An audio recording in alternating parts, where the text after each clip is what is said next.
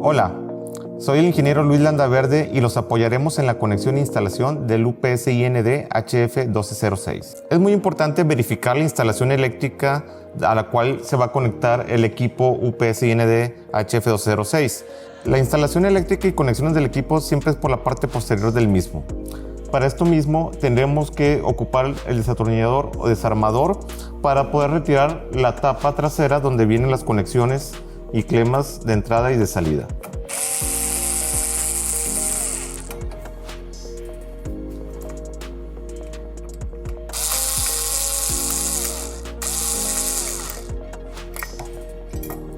Llegando a este punto, podremos observar que el equipo cuenta con una tablilla de conexiones en la cual vamos a poner el cableado de entrada y salida del mismo. El equipo cuenta con una pequeña protección de plástico para no tener falsos contactos entre diferentes fases y conexiones del mismo. Podemos observar también en el equipo que de la parte de la tablilla del lado derecho tenemos los 3 hilos de entrada, que es fase 1 y fase 2 de entrada y tierra de entrada. Para la salida tenemos fase 1 de salida, fase 2 de salida y neutro y tierra de salida. Comenzando con la conexión eléctrica, ya verificando sus cableados, volvemos a verificar el cableado de tierra corresponda a su terminal de tierra. Es importante que todo cableado ya cumpla con su terminal ponchable, ya que el equipo cuenta con una tablilla Hi-Wire, la cual tiene su tornillo que hace presión para poder mantener fijo el cableado. Se instala el tornillo dentro de la terminal y lo guiamos a su respectiva conexión de entrada. De igual manera, procedemos con la instalación de los cableados de fase 1 y fase 2 en la entrada.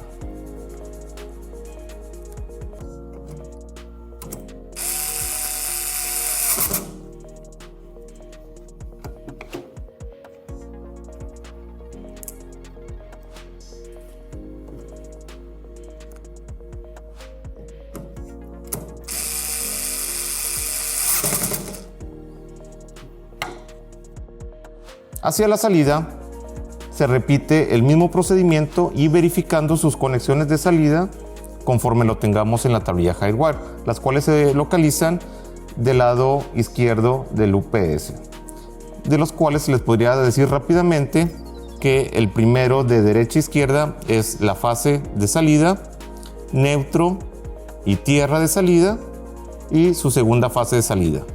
Con estas 4 conexiones podemos mantener un voltaje bifásico con respecto a neutro.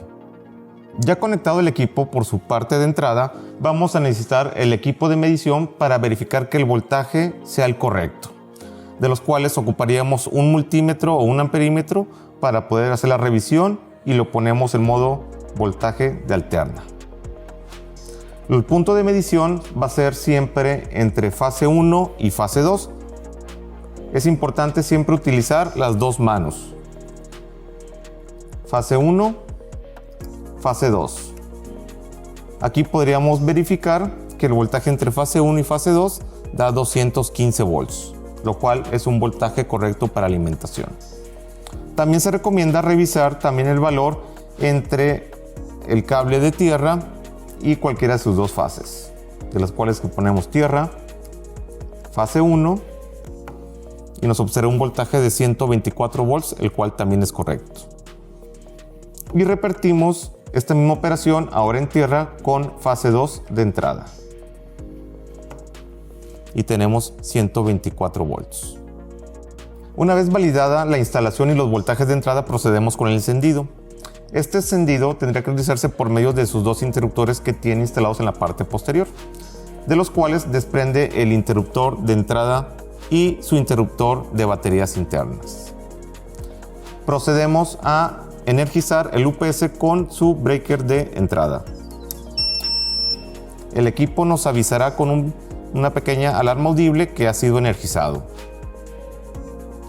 Posterior a esto, el equipo empezará a alarmar porque nos hace falta energizar lo que es el breaker de baterías. Tendremos que energizarlo nuevamente. El equipo autodetecta que las baterías están ya conectadas y la alarma audible va a desaparecer. Después de los pasos de energizar el equipo por medio de sus dos interruptores, que es el de baterías y el de entrada, el equipo automáticamente entrará a modo normal, que es regulación, entregando voltaje a la salida, después de un lapso de 30 segundos, de los cuales es el lapso que ocupa el equipo para hacer un test interno para validar que todo esté correctamente. Ya con el equipo encendido y con voltaje de salida presente en el mismo, verificaremos el voltaje que estará entregando el equipo hacia las cargas conectadas. ¿Cómo lo verificamos? Igual como lo hicimos hacia la entrada, tenemos que hacer mediciones entre fase 1 y fase 2. Nos apoyamos con las dos manos para evitar problemas, de los cuales mencionamos que es fase 1 con fase 2.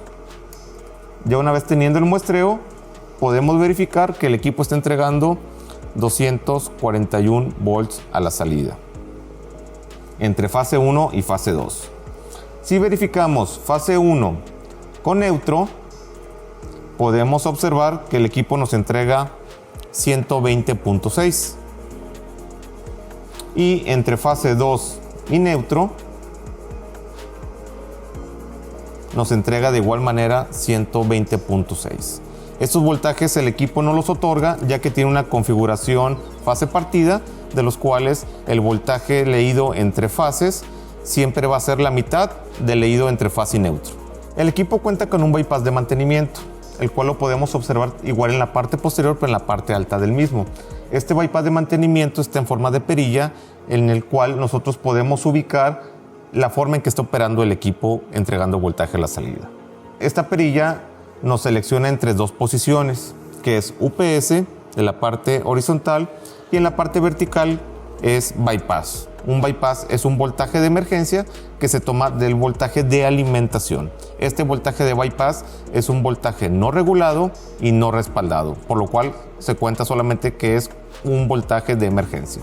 ¿Cómo se activa el bypass de mantenimiento? Tiene su protección para no girarla por personas no certificadas o sin conocimiento técnico. Tenemos que retirar los tornillos de la misma.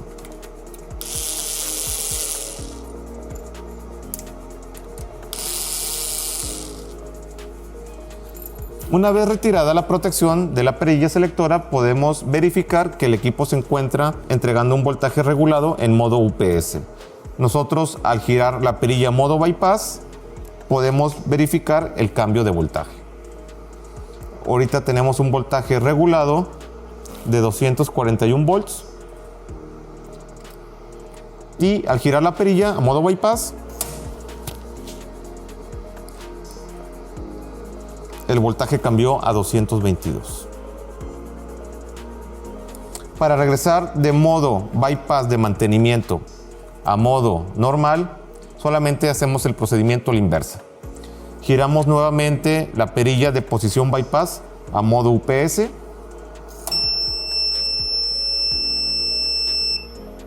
En la cual el equipo nos avisará que el equipo salió de modo bypass de mantenimiento. Y volvemos a revisar los voltajes de salida para verificar que el voltaje ya esté en modo regulación, de la cual nos entrega 241 volts de salida.